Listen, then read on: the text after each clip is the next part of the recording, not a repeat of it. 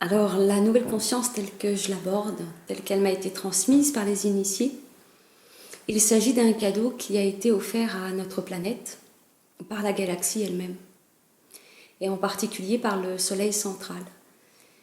On doit ici faire référence au cycle d'évolution de notre planète elle-même en la considérant comme un être vivant, ayant une trajectoire, elle aussi, d'évolution, dans lequel nous nous inscrivons, nous, en tant qu'êtres humains. Et donc la nouvelle conscience, elle concerne toutes les formes de vie. Alors évidemment, on approche plutôt celle que nous abordons en tant qu'humains. Donc la nouvelle conscience est là pour nous aider à changer de paradigme, à changer de niveau de conscience collective et d'accéder à des concepts qui jusqu'à présent ne nous étaient pas vraiment accessibles ou étaient accessibles à des initiés. Est-ce que ça veut dire qu'aujourd'hui, tout un chacun peut être considéré comme initié à cette nouvelle conscience? Alors par quels moyens qu'as-tu reçu de ces initiés, Tramma, Fedora et Sotis, dans ces 3 tomes, qui peuvent nous permettre d'y accéder en tant qu'individu? Alors Fedora décrit déjà l'arrivée d'une flamme de nouvelle conscience sur le continent européen. Elle décrit le phénomène qui s'est produit au niveau matriciel. Donc il y a un champ vierge qui a été offert pour la réception de la flamme de nouvelle conscience de notre continent. Il semblerait que ce modèle ait été le même sur toute la planète, sur tous les continents. Donc je vais décrire plutôt celui-ci, puisque c'est celui auquel j'ai eu accès par le témoignage de Fedora. La nouvelle conscience a été accueillie d'abord sur des dimensions très élevées, et puis elle est descendue progressivement jusqu'à arriver au niveau éthérique. Et ce sont donc les cités éthériques qui existent depuis tout le temps, et dans lesquelles évoluent les maîtres, et les enseignants, les grands enseignants de l'humanité.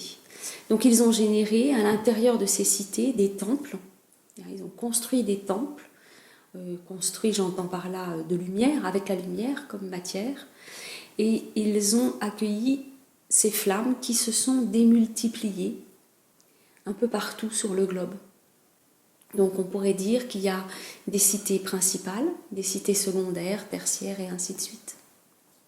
D'accord. Est-ce qu'on peut dire que cette flamme de nouvelle conscience, est-ce qu'il n'y en a qu'une qui finalement s'installe dans plusieurs continents? Et est-ce qu'elle est uniquement destinée à notre planète? Non, elle est destinée au système solaire en entier. D'accord. Alors, évidemment, tel qu'on l'appréhende nous, c'est plutôt sur notre planète.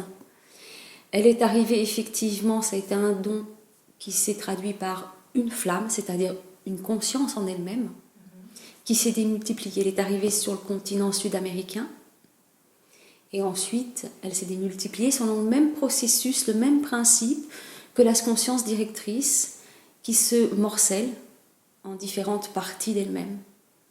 Nous avons parlé de la conscience directrice dans une autre vidéo, donc j'invite les auditeurs à s'y référer.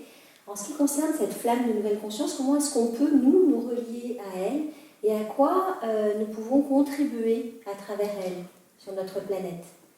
Alors nous pouvons contribuer d'une manière très simple, c'est déjà d'accueillir une étincelle de cette flamme de nouvelle conscience en nous, dans l'espace du cœur, de devenir un espace de réception, comme un porteur de flambeau en quelque sorte. Cette nouvelle conscience, elle ne demande qu'une chose, c'est à être manifestée dans la matière, dans notre réalité. Et elle passe par donc de nouveaux concepts et tout un changement au niveau du système économique, politique, tout ce qui est de l'ordre des grandes institutions mondiales qui demandent qu'une chose à évoluer et à se transformer, puisqu'on est quand même un peu en difficulté en ce moment sur Terre. Est-ce que ça veut dire qu'en nous reliant à cette flamme, nous devenons nous-mêmes porteurs d'un flambeau qui co-crée de nouveaux paradigmes? Est-ce qu'on peut voir les choses comme ça? Ou est-ce qu'il nous faut une alliance, nous réunir en groupe?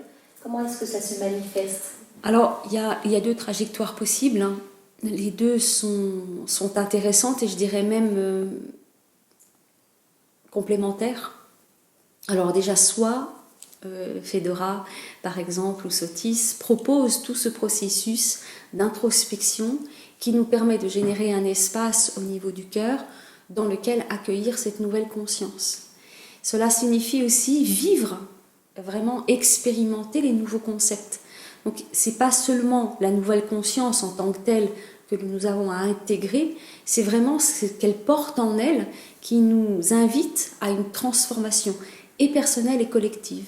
La deuxième trajectoire pourrait consister à effectivement se réunir, et là c'est plutôt Tranma qui est la messagère de cette approche-là, et elle nous invite vraiment à former des groupes durant lesquels nous allons pouvoir accueillir à la fois la flamme de nouvelle conscience, mais en même temps aussi tout le changement que nous souhaitons vivre. Est-ce que pour cela, nous travaillons avec des couleurs en particulier? Est-ce que cette flamme apparaît de la même couleur pour tout le monde? Est-ce que les couleurs sont importantes? Oui, parce qu'en fonction de nos missions, on va avoir accès à des rayons différents. Les personnes, par exemple, dont la mission est de transformer, ils vont avoir plutôt accès à des rayons violets, tout un camailleux de mauve, de parme. Alors que les guérisseurs vont travailler avec le rayon vert, voilà, et ainsi de suite. D'accord. Ce qui m'amène peut-être à te demander une précision supplémentaire pour ceux qui n'ont pas accès à ce vocabulaire, somme toute assez nouveau. Lorsqu'on parle des plans éthériques et de ces cités de nouvelle conscience qui existent déjà sur ce plan-là, on imagine assez facilement un monde au-dessus de nous. Est-ce que c'est comme ça que tu le reçois?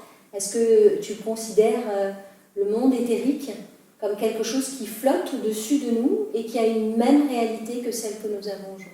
Alors, moi, je serais tentée effectivement de les aborder comme étant supérieurs, pas forcément en termes de positionnement dans l'espace, mais plutôt en termes de fréquence. Donc, de manière assez naturelle et spontanée, on va imaginer ça au-dessus de nous. D'accord. Ça veut dire qu'ils existent déjà dans une réalité et qu'ils attendent d'être manifestés dans la nôtre. Exactement. Merci.